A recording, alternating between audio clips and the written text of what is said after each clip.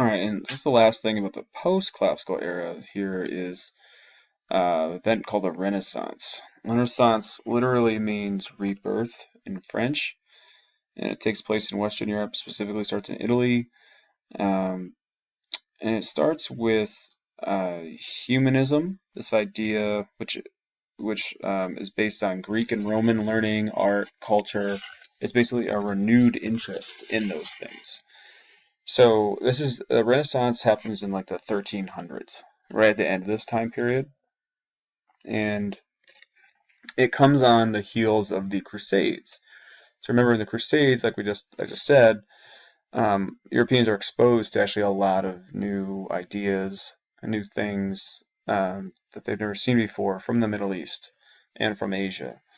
Um, at the same time this is happening, remember one of the reasons of the Crusades was that the Ottoman Turks and the Islamic empires were moving into Europe, so the Crusades were a reaction to that.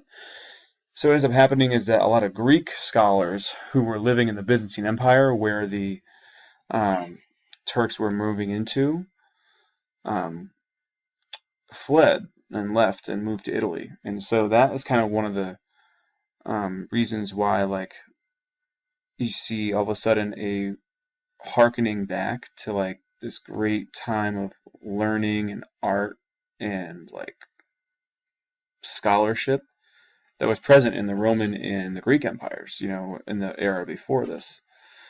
Um, so that leads to the start of this Renaissance, this rebirth, this renewed interest in Greek and Roman culture and learning and scholarship. Um, and that starts this Renaissance. And the Renaissance makes Europe slightly more secular. It gets them further out of the Dark Ages and gets them to really actually advance.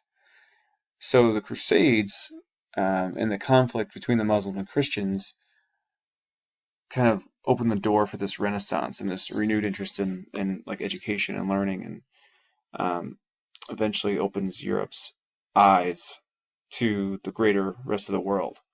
And so the Europeans adopt a lot of technology that's out there now from Asia. So they get their hands on some navigational devices and ships and um,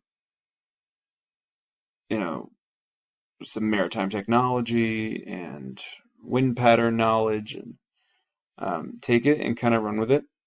And by the end of this post-classical era, the Europeans are ready to explore the world, and they are set to take off, right? So, but that's where we start in the early modern era, which is 1450, right? The end of the post-classical. So, um, by the end of the post-classical era, not only has this Renaissance happened and the Crusades gone on, these classical empires start to fall, right? So what happens is um, you have the plague or the Black Death that sweeps through Eurasia, starting here in Mongolia or northern China, and then is spread by the Silk Roads trade network. Um, it's spread by the rats and fleas who are on the rats that manage to like board ships or like um, land-based trade vehicles, and are transported along the trade routes. So with rats and fleas comes the disease of the plague, and the plague wipes out millions of people throughout Eurasia, right? Um, and it kind of happens at the time when the Mongols are the dominant power in Eurasia. So that leads to the fall of the Mongol Empire. It takes a toll on Europe um, in terms of the population. Um, it hits the Middle East, it's somewhat in Africa, but it really, that's what is the end of the Mongol rule, and allows the Ming Dynasty to come right in at the end of this time period and reassert power in China. So that's also a huge event is the Black Death and the Plague in the post-classical era. So it just changes immensely. All right, so spread of disease is a big part of the classical era too. All right, so I guess what I would want you guys to talk about now or think about before you end is in terms of the Crusades and the Renaissance, how was the Crusades and the Renaissance and even the Black Death now, how did those change the fate of Europe? And in turn, how did that start to change the balance of power in the world? All right, think about that question. Maybe write a little note to yourself in any notes you're taking, or at least think about that question to yourself. I hope this has been helpful. My big goal here again was to help you all kind of differentiate the classical versus post-classical era. You need to recognize that the classical era and the post-classical era are very similar in that a lot of what happens in the classical era is intensified and built upon in the post-classical era.